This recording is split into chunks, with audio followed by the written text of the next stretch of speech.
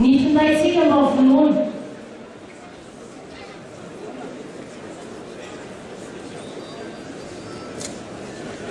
Mankasitraka.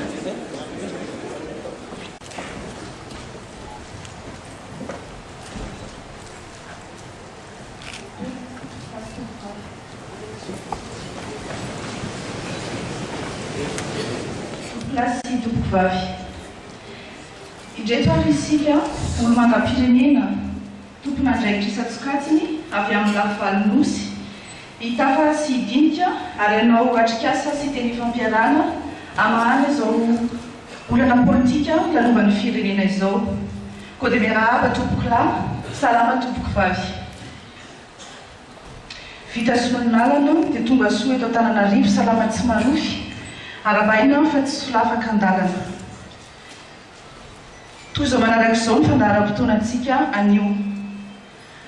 Rehefa avy eo dia hisy ny teny fohy ataon'ny ben'ny tanàna ny Vato.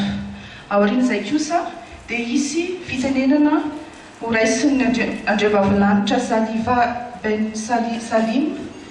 Manaraka azy eo ny Tangalamena Léon Sam Alexis. Aorian'izay kosa Andriamatora Mahefason Barba. Rehefa vita ireo fandraisan-jara fitenenan'ireo dia anao ny kabary fanokafana Andriamatoa filohan'ny fahefana avy ny tetezamita.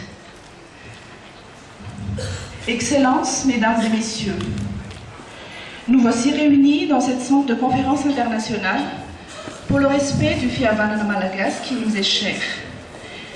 Nos aînés nous ont enseigné qu'il faut toujours se réunir ou se rassembler sous un arbre pour disséquer tout point de discorde et trouver ensemble toute solution consensuelle, juste et adéquate.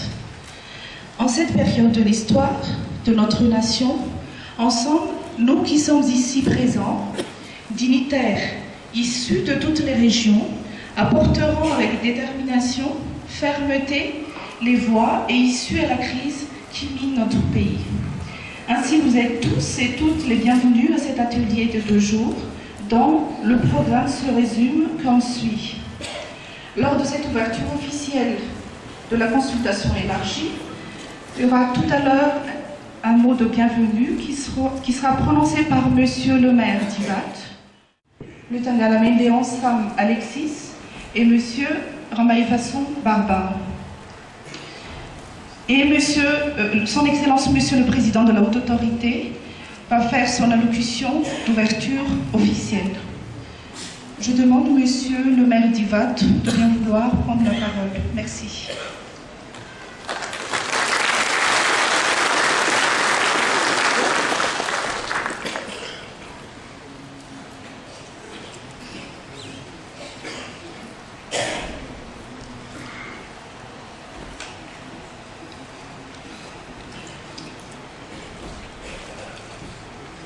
Andriamatoa filohan'ny fahefana avy ny tetezamita, Andriamatoa Prime Ministre, Andriamatoa filohan'ny filan-kevitry ny miaramila momba ny fiarovam-pirenena, ianareo mpikambana ao amin'ny gouvernemanta sy ny ACT, ianareo manakaja vahiny sy miaramila, ianareo izay tonga avy any lavitra, tompoko lasy, tompoko vavy. Miarahaba antsika rehetra voromarobe eto amin'ity ivitoerana izay ataontsika hoe centre de conférence internationale aty, ny ben'ny tanàna sy ny ireo vahoaka ao amin'ity commune itikatra. Ahafahantsika anatanterahana ny atrikasa ny teny fampiarana mba ahafahana mandinika ny voana amin'ny crise politika izay misy eto amin'ny firenentsika. Anareo olona manan-kaja maro sivily sy miaramila tonga manatrika fivoriana izao. Anareo ray aman-dreny, anareo zoky, anareo zandry, tompoko vavy sy tompoko lahy. Faly miarahaba atsika jiaby navy nagnatriky ity fionagna goavagna be ity. Zava-dehibe tokoa no hodiniantsika eto ho avy ny Madagasikara mamitsika ity. Zava-dehibe inona moa no ataontsika eto niany ifamitany atsika ifandimika atsika ary izaraha ifagnarahana sy ifampiarana tsy mahazatra ny mifampiera amin'ny vehivavy ary eto zava mampirofo fa tenimiera no ilaitsika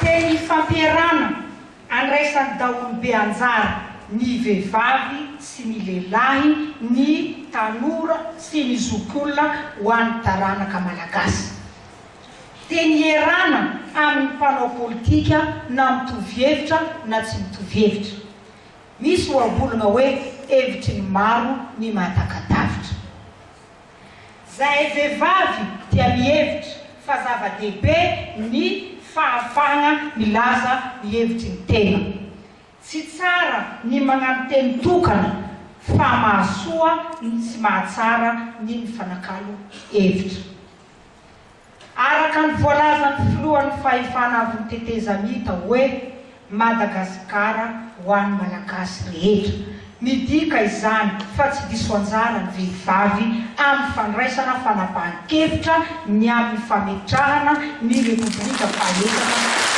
ho avy ny taranaka malagasy ny fampikomitsika eto ny fanantenany mpiray-tanirazana amintsika amin'ny fitondrana vahaolana hialana amin'ny krizy mafibe diavintsika izao ka ny amaranako ny korana dia mangataka atsika jiaby hiaraka hidiniky tsara hilamina hifampandefitra hifampatoky hifamela mba hatongavatsika amin'ny tanjona izay ilaitsika misaotra tompo vady